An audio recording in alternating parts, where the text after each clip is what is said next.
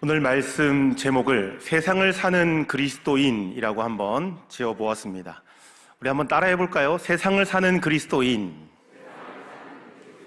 네, 이러한 제목을 붙인 이유는 바울이 골로새 성도들에게 전한 마지막 권면의 말씀이 외인들에게 대하여 어떻게 우리가 대할 것인가, 이 주제이기 때문입니다. 여기서 말하는 외인은 그리스도인이 아닌 사람들을 말하는 거죠. 바꿔 말하면 비그리스도인, 영어로 표현하면 non Christian이라고 할 수 있겠죠. 또 다른 표현으로는 불신자라고 바꾸어서 말할 수 있습니다. 여러분, 한 주간 세상을 살아가면서 얼마나 많은 외인들과 교제하며 살아가고 계십니까? 우리가 주일에는 이렇게 교회에 나와서 믿음의 공동체로 함께 찬양하고 예배드리고 또 성도 간의 교제를 나누지만, 그 외에 월요일부터 토요일까지는 수많은 외인들과 교제하며 살아갑니다. 월요일까지 갈 것도 없고 예배가 끝나고 이 성전문을 나가면서부터 외인들과 만날 수밖에 없는 구조로 되어 있죠. 가까이는 우리 가족 중에도 외인이 있습니다. 내 사랑하는 자녀들, 다 크고 이제 장성하여서 더 이상 부모님의 영향력을 받기를 거부하는 다 큰 자녀들 중에도 외인이 있죠. 사랑하는 부모님, 친척들 중에도 외인, 즉 비그리스도인들이 많다라는 것입니다. 따라서 이 외인들과 더불어 살아가는 세상에서 우리 그리스도인들이 어떻게 살 것인가라는 주제는 상당히 중요한 부분입니다. 바라기는 오늘 말씀을 잘 듣고 또 기억하여서 이 말씀에 적용할 부분들을 삶 가운데 잘 실천하고 적용할 수 있는 은혜가 있기를 간절히 축원합니다. 본문에 들어가기에 앞서서 각자 자기 자신에게 한번 질문을 한 가지 던져보면 좋을 것 같습니다. 스스로에게 질문을 하고 스스로 한번 대답을 해보면 좋겠습니다. 나는 주일에 보여지는 나의 모습, 주일에 하는 말과 행동과 주중에서 보여지고 있는 나의 모습이 얼마나 큰 간격을 두고 있는가, 주일의 나의 모습과 주중의 나의 모습은 얼마나 다른가라는 것을 한번 스스로에게 질문하고 진단해 보시기 바랍니다. 주일에 교회 와서는 어머 집사님, 권사님 그러면서 자동으로 웃음이 탑재가 되죠. 사랑합니다, 축복합니다 그러면서 만나면 악수하고 너무너무 인자한 웃음과 또 온유한 그런 마음으로 그렇게 다가가시는데, 월요일에 직장에만 가시면 혹은 세상에 나가셔서는 지독하게 인색한 사람이라고 평가받지 않습니까? 월요일부터 토요일까지 삶에서는 작은 일에도 버럭버럭 화를 내고 또 편법을 쓰는 것을 주저하지 않는 세상 사람들에게 지탄의 대상이 되고 있지는 않습니까? 아마 이곳에는 그런 분들이 한 분도 안 계실 줄 믿습니다. 우리가 쉽게 말하면 세상에서 그리스도인들이 아닌 외인들과 함께 살 때 우리가 그리스도인답게 살자라는 것입니다. 왜냐하면 앞장인 3장 17절에서 바울이 권면하고 있는 것처럼 우리에게는 말에나 일에나 다 주 예수 그리스도의 이름으로 해야 될 사명이 주어졌기 때문입니다. 이러한 기준은 교회 안에만 제한되어서는 안 될 것입니다. 교회 밖 세상에서도 동일하게 적용되어죠. 말에나 일에나 다 예수 그리스도의 이름으로 하는 것, 그것이 여러분들을 부르신 하나님의 목적이고 하나님의 기대인 줄 믿습니다. 이제 본문으로 한번 들어가 보도록 하겠습니다. 본문 2절 말씀을 제가 다시 한번 읽어보겠습니다. 기도를 계속하고 기도에 감사함으로 깨어있으라 라고 권면합니다. 바울은 그냥 단순히 기도하라 라고 그냥 짧게 말하는 것이 아니라 기도를 어떻게 하라고 권면하죠? 계속하라 라고 말합니다. 여기서 계속한다는 말은 도중에 중단하거나 포기하지 말라는 그런 의미죠. 이 표현을 우리 교회가 가장 좋아하는 단어로 바꾸어서 말하면 언제까지 하라는 뜻이죠? 너무나 잘하십니다. 끝까지 하라는 것입니다. 맞습니다. 기도를 하되 중간에 응답이 빨리빨리 이루어지지 않는다고, 당장 이게 문제가 해결되지 않는다고 그냥 포기해버리고 중간에 기도를 멈추지 말고 끝까지 하라는 것입니다. 여러분, 이 끝까지의 끝은 어딜까요? 기도 응답 받을 때까지입니다. 바울은 데살로니가 성도들에게도 비슷한 권면의 말씀을 했죠. 데살로니가전서 5장 16절부터 18절까지 우리 너무 잘 아는 말씀이죠. 항상 뭐 하라고요? 기뻐하라. 쉬지 말고 뭐 해요? 기도하라. 범사에 감사하라. 이것이 우리를 향하신 하나님의 뜻과 목적이고 계획이다라고 말씀하십니다. 여러분, 우리의 모습을 한번 돌아봅시다. 쉬지 않고 기도하고 계십니까? 네, 여기에서 굉장히 이렇게 좀 질문을 불편하게 만드는 단어 하나가 있죠. 쉬지 말고라는 단어입니다. 이 쉬지 말고라는 부분에서 상당한 부담을 느끼시는 성도님들이 많습니다. 그런데 여기에서 쉬지 말고라는 부분은 생활의 모든 것을 중단하고 보따리 싸서 산속에 들어가서 기도원 들어가서 기도만 하라, 그런 의미가 결코 아닙니다. 이 쉬지 말고라는 의미는 시간의 연속상으로 이해하기보다는 이 의지적인 연속상으로 이해하시면 편합니다.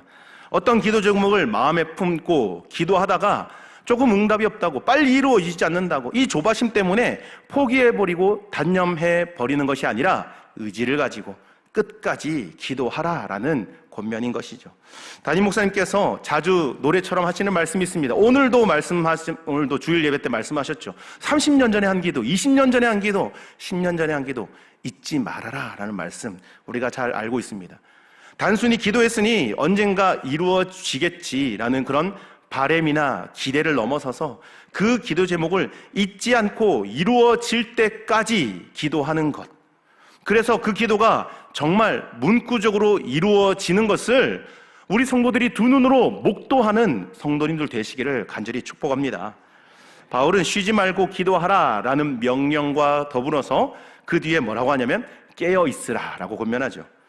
이 말씀 또한 우리가 오해하면 안 됩니다. 문자적으로 해석해서 잠자지 말고 수면을 거부하고 그냥 깨어 있으라 라는 의미가 아니라 영적으로 잠들지 말아라, 우리의 영성 관리를 잘 하라, 그런 의미죠. 이 명령은 예수님께서 겟세마네 동산에서 예수님의 제자들에게 하셨던 명령, 시험에 들지 않게 깨어서 기도하라 라는 말씀과 동일한 명령입니다. 이 깨어 있는 것이 바로 우리로 하여금 기도할 수 있는 힘과 원동력이 된다는 것입니다. 여러분, 만약 우리가 지금 기도하고 있지 않는다면 단순히 기도하지 않는 것으로 그치는 것이 아니라 지금 잠들어 있는 것입니다. 영적으로 깊은 수면 상태에 빠져 있다라고 보셔야 되는 것이죠. 그러면 우리는 어떻게 하면 잠들지 않고 늘 깨어서 기도할 수 있을까요? 어떻게 하면 좀 기도에 헌신하는 헌신자들이 될 수 있을까요? 감사하게도 성령 하나님께서 오늘 이 본문을 통하여, 이 바울을 통하여서 그 비결을 잘 말씀해 주고 있습니다.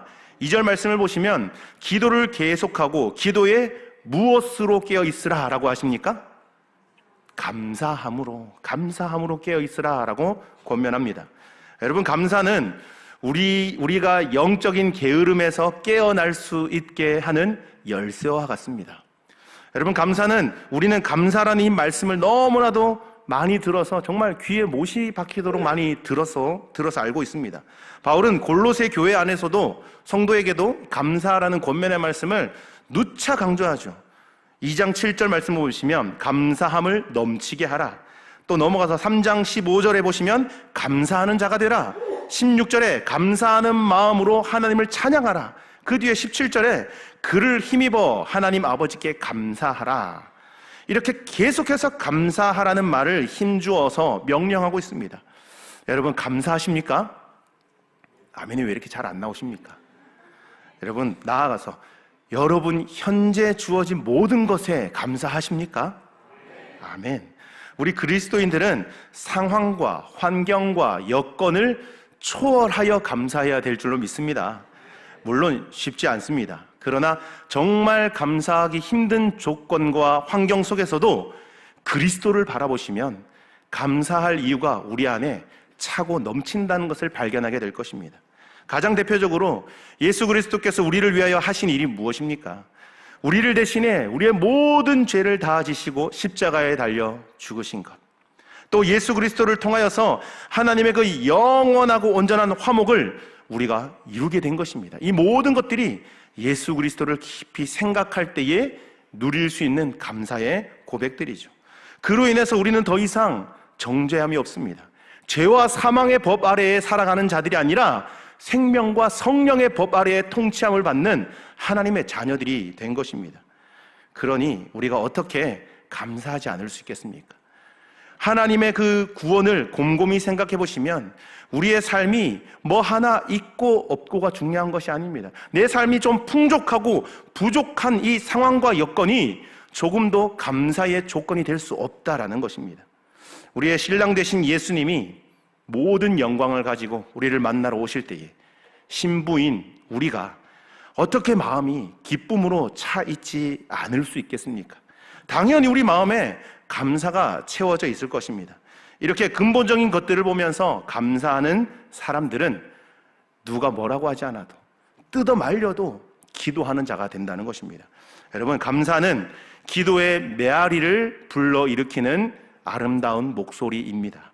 우리가 감사할 때 우리의 삶 가운데 기도라는 메아리가 막 퍼져나가게 되고 파생되어서 흘러나오게 된다는 거죠. 여러분, 감사하면 기도하게 된다라고 말씀드렸습니다.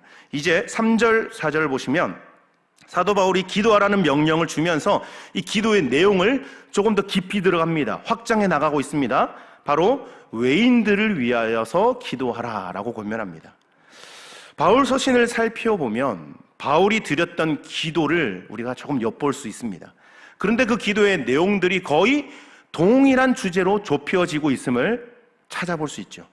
지금 본인이 처한 상황이 너무나 힘들고 너무나 고통스럽고 생활고에 시들리고 생활의 환경이 너무나 어려움이 있지만 바울은 결코 자기의 그 처한 상황과 환경을 위하여서 기도해 달라고 요청하지 않습니다. 예를 들면 내가 지금 감옥에 있으니 빨리 이 습하고 어둡고 힘든 이 감옥에서 나갈 수 있도록 나를 위해서 기도해 달라, 그러지 않습니다. 혹은 내가 지금 돈이 없는데 물질적으로 축복을 받을 수 있도록 하나님께 나 대신 기도 좀 해달라, 이런 식으로 자신의 여건과 환경의 개선을 위해서 기도를 요청하지 않습니다. 자신의 유익을 위하여서 기도 요청하지 않습니다. 그가 기도를 요청한 유일한 기도의 제목은 복음의 문을 열어달라는 것이었습니다. 3절을 보시면 하나님이 전도할 문을 우리에게 열어주사 그리스도의 비밀을 말하게 하시기를 구하라 라고 명령합니다. 바울이 요청한 유일한 기도 제목이 이것입니다. 전도의 문이 나를 통해서 열릴 수 있도록 기도해 달라는 거죠. 나에게 전도의 문을 열어달라, 그리고 그 문이 열렸을 때에 지혜롭게 복음을 전할 수 있도록 하나님의 지혜를 나에게 허락해 달라고, 담대한 마음을 주셔서 이 문이 열렸을 때에 주저하지 않고 말씀을 증거할 수 있게 해달라고 요청을 한 것입니다. 바울의 모든 사역과 기도의 초점은 오직 하나, 하나님의 말씀이 증거되는 것, 그리스도의 복음을 전하는 것, 거기에 고정되어 있습니다. 복음 증거에 대한 그의 그 결연한 의지를 살펴볼 수 있는 말씀이 사도행전 20장 24절 말씀이죠. 내가 달려갈 길과 주 예수께 받은 사명, 곧 하나님의 은혜의 복음을 증언하는 일을 마치려 하면은 나의 생명조차 조금도 귀한 것으로 여기지 아니하노라 라는 이 말씀. 여러분, 이 말씀이 단순히 사도 바울의 그 목숨이 가치가 없기 때문에 나 그냥 쉽게 내 목숨을 버릴 수 있어, 그게 아닙니다. 자신의 목숨보다 훨씬 더 가치 있는 상위 가치, 예수 그리스도의 그 복음을 위해서는 기꺼이 자신의 목숨을 드릴 수 있다라는, 하나님 앞에서 헌신하겠다는 그런 결연의 말씀인 것입니다. 사실 바울은 지금 로마에 있는 감옥에서 편지를 쓰고 있는 상태였습니다. 그런데 사도행전 28장 말씀 보시면 현재 이 바울이 갇혀 있는 감옥은 빌립보에서 바울과 실라가 같이 갇혀 있었던 그 빌립보 감옥처럼 착고를 채우고 꼼짝달싹 못하게 묶어놓은 그런 감옥이 아니라 가택연금 수준의, 그래도 약간은 움직일 수 있고 제한적인 환경이지만 약간의 행동 반경은 확보가 되는 그런 가택연금 수준인 것이죠. 제한된 범위와 행동의 제약은 있었지만 바울은 그곳에서 2년 동안 머물면서 이 바울에게 찾아오는 모든 사람들을 다 영접하고 그에게 예수 그리스도에 관한 모든 것들을 담대하게 거침없이 가르쳤더라, 이렇게 고백합니다. 그러니까 바울은 골로새 성도에게 기도 요청한 그대로 이렇게 만나는 사람마다 비록 제한적인 공간이긴 하지만 할 수 있는 최선을 다해서 복음을 전한 대표적인 인물이다, 이렇게 볼 수 있는 것이죠. 디모데후서 2장 9절 보시면 바울이 이렇게 고백합니다. 나는 복음 때문에 죄수처럼 여기에 매여 있지만 하나님의 복음은 결코 매이지 않는다라고 고백합니다. 바울의 입장에서 자기는 단지 하나님의 복음을 전달하는 하나의 통로에 불과하고 그냥 메신저다. 내가 중요한 게 아니라 하나님이 나를 통하여서 나를 복음의 통로로, 복음을 전하는 도구로 쓰시는 것이다 라고 생각하고 있었던 것이죠.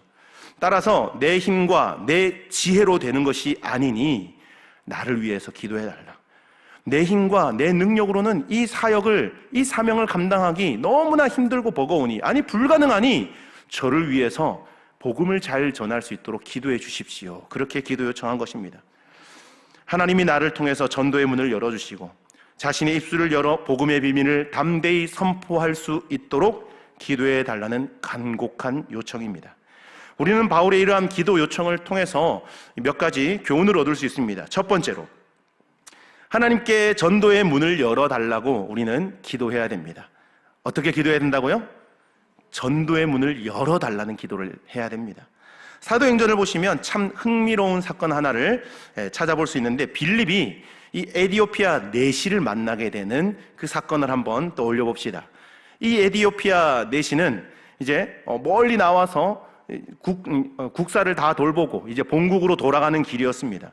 성경을 보면 이들이 만났던 만남의 장소가 어디라고 기록하고 있습니까? 광야라고 기록하고 있습니다. 여러분, 광야는 아무것도 없습니다. 황량한 사막입니다. 이 빌립이 광야에 무슨 연고가 있어서 그 광야까지 간 것이 아니지 않습니까? 성령의 이끄심에 따라 하나님의 그 말씀에 순종하여서 아무것도 없는 광야로 나갔더니 그곳에서 에디오피아 내시를 만나게 된 것이고, 그가 읽고 있었던 이사야서 말씀을 풀이해 주고 예수를 믿게 되고, 나아가서 그 에디오피아 내시가 세례까지 받게 되면서 훗날 이 에디오피아를 앞으로 굉장한 복음화를 하게 되는 중요한 역할을 이 에디오피아 내시가 하게 되죠. 이처럼 하나님께서는 우리가 전혀 상상도 못하고 예측하지도 못한 곳에서 전도의 열매를 맺게 하시고 복음을 선포하게 하신다는 것을 여러분 기억하시기 바랍니다. 지금 내 주변에 있는, 주중에 매일 만나고 있는 외인들에게 복음을 전하게 해달라고, 전도의 문을 열어달라고 여러분 간곡히 기도하시기 바랍니다. 기도를 하되 언제까지 해야 된다고 했습니까? 끝까지입니다. 여러분, 응답 받을 때까지, 그 영혼이 하나님 앞에 돌아와서 하나님 앞에 바르게 세워질 때까지 계속해서 기도해야 될 줄로 믿습니다. 두 번째로, 우리의 입술에 마땅히 할 말을 달라고 기도하셔야 합니다. 마땅히 할 말을 준비하여서 전할 수 있게 해달라고 기도하셔야 됩니다. 베드로전서 3장 15절을 보시면, 너희 마음에 그리스도를 주로 삼아 거룩하게 하고 너희 속에 있는 소망에 관한 이유를 묻는 자들에게 대답할 것을 항상 준비하되 온유와 두려움으로 하라 라고 말씀합니다. 누가 찌르면 나올 수 있을 정도로 대답할 말을 준비하라는 것입니다. 여러분, 만약에 오늘 이 오후 예배 마치고 집으로 돌아갔을 때 가정에 이렇게 믿지 않는 남편들, 믿지 않는 자녀들이 있는 가정들이 있지 않습니까? 딱 예배 마치고 집에 들어갔는데 정말 하나님의 특별한 은총이 막 임해서 그 남편이, 그 자녀들이 마음에 감동이 되는 거예요. 그 어머니에게 혹은 아내에게 내가 하나님에 대해서 알고 싶다고, 예수 믿고 싶다고, 나에게 복음을 좀 설명해 달라고, 복음을 전해 달라고 이렇게 관심을 보인다면 여러분, 주저하지 않고 전달할 수 있는 메시지가 준비되어 있으십니까? 그냥 주저하지 않고 바로 예수 그리스도는 바로 이런 분이라고 소개하고 복음을 전하고 영접 기도까지 할 수 있는 준비가 되어 있으십니까? 혹은 노방 전도를 하면서 전도지를 건넸는데 요즘에 전도지 잘 받아가지 않죠. 근데 열에 한 9분 다 그냥 무시하고 지나가는데 한 사람이 잠시 발걸음을 멈추고 그 전도지를 받으면서 제가 예수를 믿고 싶습니다. 저에게 복음을 좀 소개해 주십시오 라고 대답을 했을 때 여러분, 당황하지 않고 그 자리에서 예수 그리스도를 담대히 전할 수 있는 메시지가 준비되어 있으시냐는 것입니다. 여러분, 우리는 기도하며 준비해야 합니다. 하나님께서 복음의 문을 열어주신 순간 내가 그리스도의 비밀을 온유하게 두려움 없이 잘 전달할 수 있도록 하나님께 간절히 기도하며 전할 메시지를 준비할 수 있는 여러분 되기를 간절히 원합니다. 이렇게 두 가지 기도의 방향에 대해서 살펴보았는데요. 이제는 조금 더 적극적인 전도하는 법에 대해서 좀 살펴보도록 하겠습니다. 성경의 말씀을 통해서 우리가 기도의 방패에 대하여서 그동안 들었다면 이제는 전도의 검을 들고 현장으로 나아가야 되겠죠. 5절과 6절에 나와 있는 말씀입니다. 5절 보시면 외인에 대해서는 지혜로 행하여 세월을 아끼라. 6절 너의 말을 항상 은혜 가운데서 소금으로 맛을 낸 것 같이 하라. 그리하면 각 사람에게 마땅히 대답할 것을 알리라. 이렇게 기록되어 있습니다. 그러니까 외인들을 향한 전도의 방법이, 잘 보십시오, 5절에는 지혜로 행하는 것, 잘 기억하셔야 됩니다. 6절에서는 소금으로 맛을 낸 것과 같은 말이라고 나와 있죠. 이 5절에서 행함, 6절에서 말, 이걸 합치면 한 단어로 언행이라고 요약할 수 있습니다. 말과 행동이니까 언행이죠. 서두에서 소개했던 것처럼 바울은 골로새 성도들에게 말에나 일에나 다 주 예수 그리스도의 이름으로 하라라고 말했는데요. 이것이 바로 여러분들이 지금 그리스도를 외인들에게 나타내고 있는 전도의 방법입니다. 이렇게 얘기하면 누군가 반문하면서 대답하겠죠. 저는 아닌데요. 저는 아직 누군가에게 전도할 수 있는 입장이 아닙니다. 아직 그 정도 신앙이 아닙니다. 누군가에게 복음을 제시해 본 적도 없고 할 수도 없어요. 전도해 본 적 없습니다 라고 손사래를 칠 수 있습니다. 하지만 내가 진짜 그리스도인이라면 여러분 이미 여러분의 말과 행동으로 예수 그리스도를 드러내고 있는 중인 줄 믿습니다.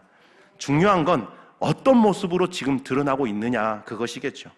누군가 나의 모습을 보면서 손가락질하면서 나는 저 사람이 믿는 예수는 믿지 않을래, 이런 안타까운 말이 나오고 있으면 굉장히 마음이 아프죠.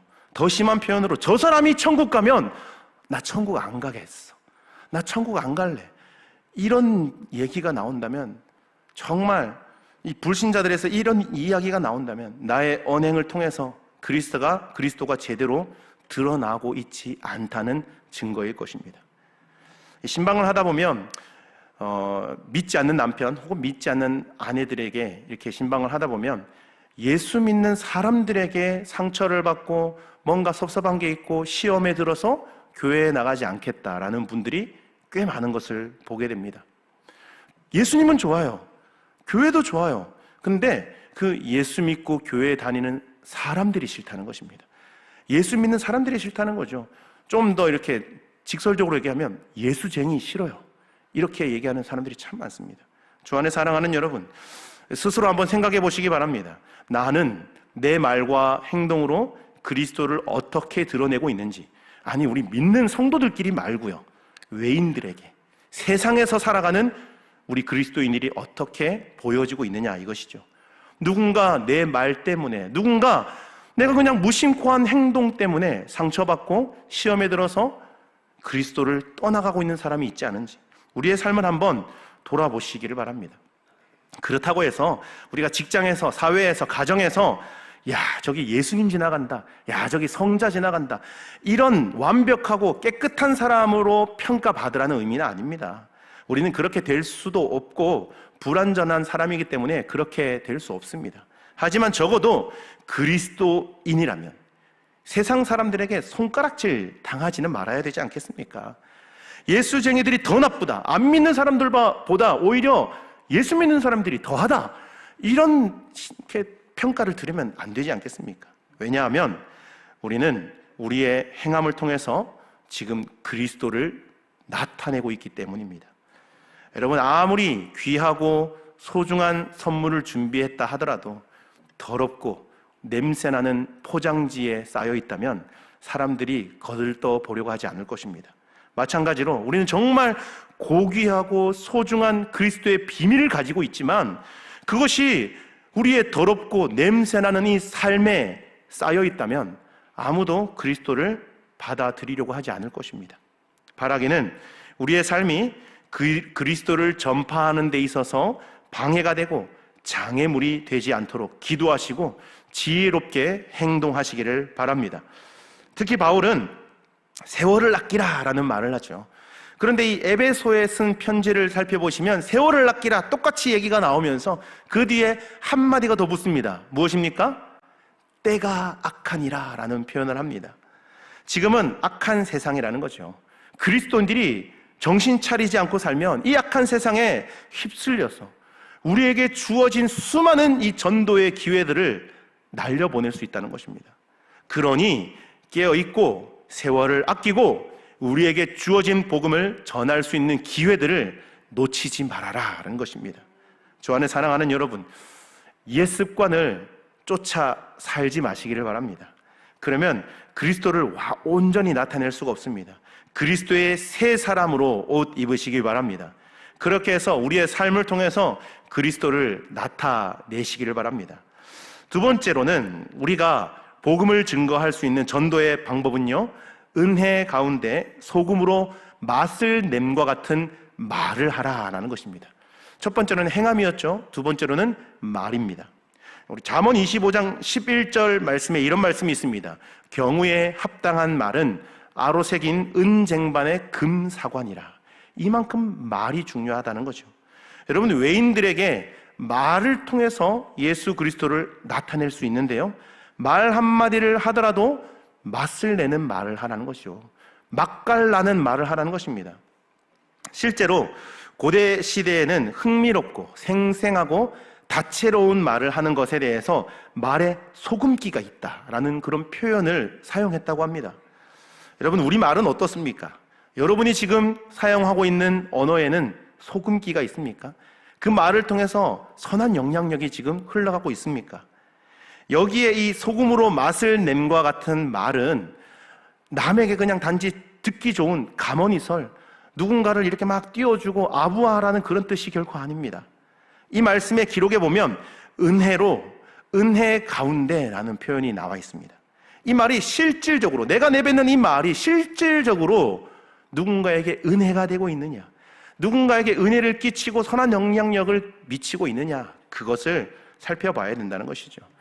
에베소서 4장 29절 말씀 보시면 바울이 비슷한 말을 이 맥락에서 이렇게 말을 합니다. 무릇 더러운 말은 너희 입 밖에도 내지 말고 오직 덕을 세우는데 소용되는 대로 선한 말을 하여 듣는 자들에게 은혜를 끼치게 하라. 아멘. 여러분, 그리스도의 입에서 나오는 말은 듣는 사람들에게 은혜가 되어야 합니다.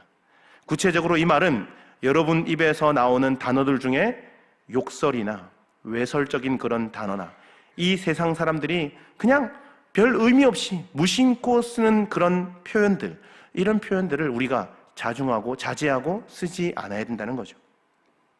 여러분 입에서 나오는 말은 과연 외인들에게 소금으로 맛을 냄과 같은 말을 하고 있는 것인지, 은혜와 덕을 끼치고 있는 말인지, 내 말의 어조가, 어투가 다른 사람에게 호감을 주고 있는지, 그리스도를 나타내는 데 있어서 정말 선한 영향력을 끼치고 있는지 나 자신을 한번 돌아보며 생각해 보시길 바랍니다. 여러분, 사람의 언어 습관을 잘 살펴보고 잘 연구해 보면 그 사람의 삶을 어느 정도 파악할 수 있습니다. 왜냐하면 사람은 마음에 있는 것이 말로 나오고 그 말이 행동으로 옮겨지기 때문이죠. 담임 목사님께서 자주 강조하셔서 알고 계신 것처럼 우리 인생에서 그냥 이루어지는 것 없습니다. 뭐 어쩌다 보니 이렇게 됐다, 천만의 말씀이죠. 여러분, 그냥 어쩌다 아닙니다. 반드시 그 사람의 마음에 있는 것이, 그가 생각하고 있는 것이 입술로 나오게 되는 것이고 그 말이 우리의 행동으로, 실천으로 옮겨지는 것입니다. 그러니 우리가 얼마나 말을 할 때에 신중하게 해야 할까요? 세상 사람들이 즐겨 사용한다고 그 의미나 뜻도 정확히 모르고 따라하는 경우가 얼마나 많습니까? 대표적인 문장 가운데 하나가, 저도 많이 사용하다가 그 의미를 이게 아니구나라고 이제 바꿔서 사용하게 된 단어인데, 문장인데, 우리 이런 얘기 많이 하죠. 좋은 게 좋은 거지. 많이 사용하죠. 이런 표현 즐겨 씁니다. 말의 분위기는 대충 이해가 됩니다. 서로 적당히 좀 이해하고 뭔가 좀 불편한 부분을 좀 이해해주고 봐달라. 좋은 게 좋은 거죠. 이렇게 얘기하는데, 여러분, 정확하게는 좋은 게 좋은 게 아니죠. 옳은 게 좋은 것입니다. 정확하게 우리가 아셔야 되는 거죠. 특히 복음을 전할 때 나는 하나님의 복음을 알고 있는 대단한 사람이고 저 사람들은 다른 사람들은 하나님을 알지 못하고 지혜롭지 못한 사람들, 이 창조론이 아닌 진화론을 받아들이는 무식한 사람들이야. 이런 식으로 상대방을 무시하면서 복음을 전해서는 안 되는 것이죠.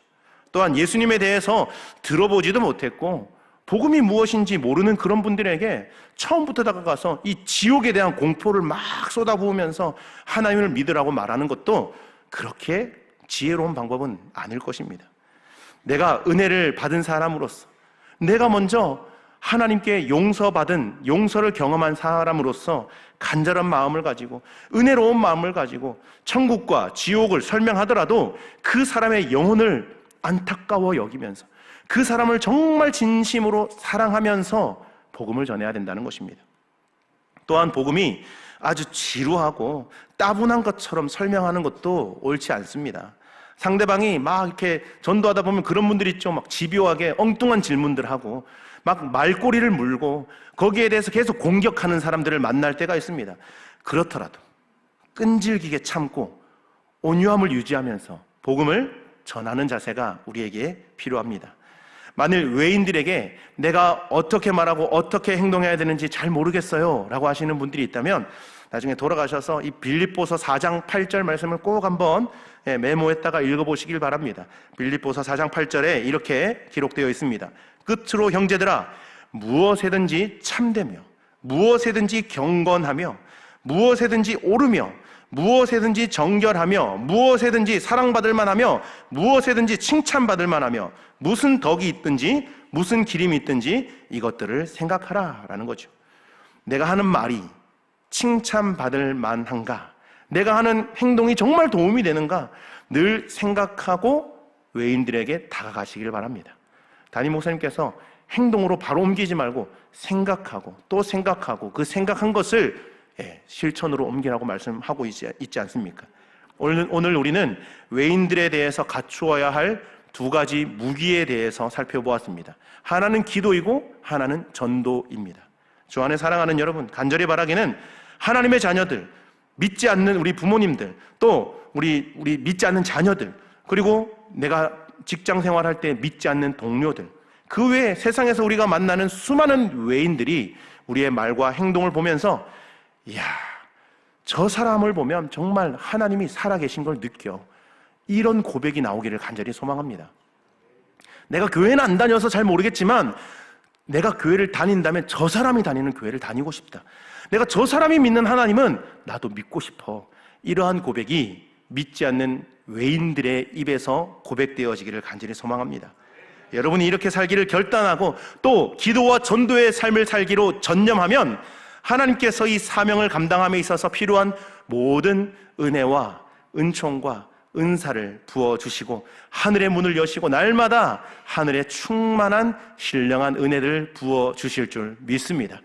우리 기도와 전도의 사명을 마음 가운데 잘 새기며 내일부터, 아니 지금 당장 이 문을 나가서부터 그 사명을 충실히 잘 감당하여 하나님 앞에 섰을 때에 잘하였도다, 착하고 충성된 종이라고 칭찬 들으며 상급을 받아 누릴 수 있는 우리 모든 주의 자녀들 될 수 있기를 주의 이름으로 축원합니다. 기도하겠습니다. 사랑해 주님 감사합니다. 저희가 하나님 앞에서 외인이었으나 하나님의 은혜로 하나님의 백성이 된 사실에 진심으로 감사와 찬송을 올려드립니다. 주님, 우리가 하나님의 백성이 되기까지 수많은 그리스도인들의 눈물의 기도와 헌신적인 전도가 있었던 것을 기억합니다. 주님, 이제는 우리가 먼저 구원받은 자로서 기도하는 자가 되게 하여 주시고 복음의 빚진 자로서 나에게 있는 이 복음을 다른 이들에게도 전하고 소개하는 복음 전도자들이 되게 하여 주시옵소서. 특별히 세상을 사는 그리스도인들로서 내 사랑하는 가족과 친지와 친구와 직장 동료에 이르기까지 아직까지 주님을 모르는 사람들 굉장히 많습니다. 주님, 우리의 말과 행동으로서 그들에게 그리스도가 온전히 전해지고 선포될 수 있도록 도와주시옵소서. 복음이 전해질 때에 강팍했던 마음의 문들이 열리게 하시고 우리에게는 두려워하거나 주저하지 않고 복음의 비밀을 담대히 전하는 용기를 허락하여 주시옵소서. 매일매일 우리의 삶과 우리의 말과 행동 가운데 주님의 은혜가 충만하게 임하시기를 간절히 바라며 모든 말씀 거룩하신 예수 그리스도 이름으로 간절히 기도드립니다. 아멘.